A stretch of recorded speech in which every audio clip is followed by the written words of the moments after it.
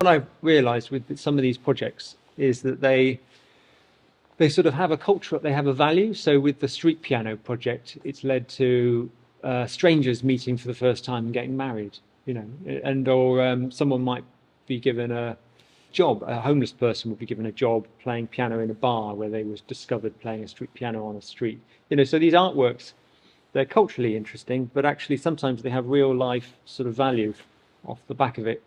And I think also the moon and the earth artworks, they've been very successful sort of financially. And I thought, well, actually, it gives me an opportunity to do something with that. So I've set up a school fund for schools in Bristol where we're giving money to schools to pay for materials and school trips and artists and residents, all those things that have actually been cut back. I found out at my local school, all their paintings were being done with powder paints. You know, this is a secondary school doing powder paints, and all the art was done on A4 photocopy paper. It was just really rubbish. So by giving them a bit of money, it meant that they could do school trips and have artists and residents and buy photographic equipment and all that sort of stuff.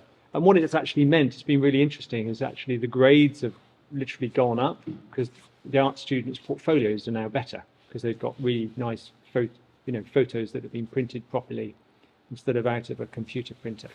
So the grade's gone up, and also the number of kids going into the arts has gone up in Bristol as well. So that's been really quite cool and rewarding.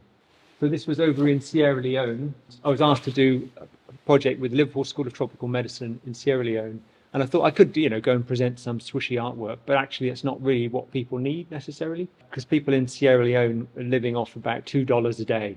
So they spend 4 hours a day just queuing up for water. And what we also realised is they had a problem with power supply. So there were blackouts 3 or 4 times a day. So lighting was a real problem.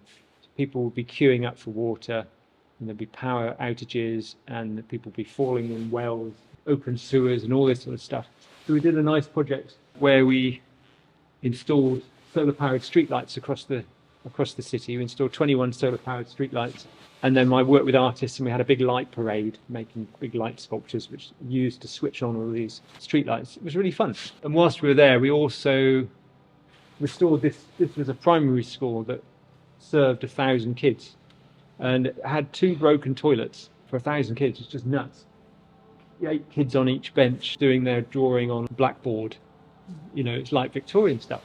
And we said, well, what can we do about it? And we were able to fix the roof, put in new toilets, completely paint everything, and do murals. And it came in at $3,000. And you think, wow, this is amazing. So for a small amount of money, it can have this colossal impact. So this is why it sort of spurred me on to do more, really. And we've been working in Dakar to restore community centres. Again, for like $3,000, you can have this huge impact. So I'm doing more projects like that and taking the money from the success of the moon and the earth to help, transform communities and make people's lives better. So it's been really, really a lot of fun. I think because I've done a few projects now internationally and I've got evidence to show what we can do, people understand what can be done. Because an idea of what an artist is quite different, isn't it? Whereas really it's just about creative problem solving, I think, and coming up with solutions, creative solutions to problems.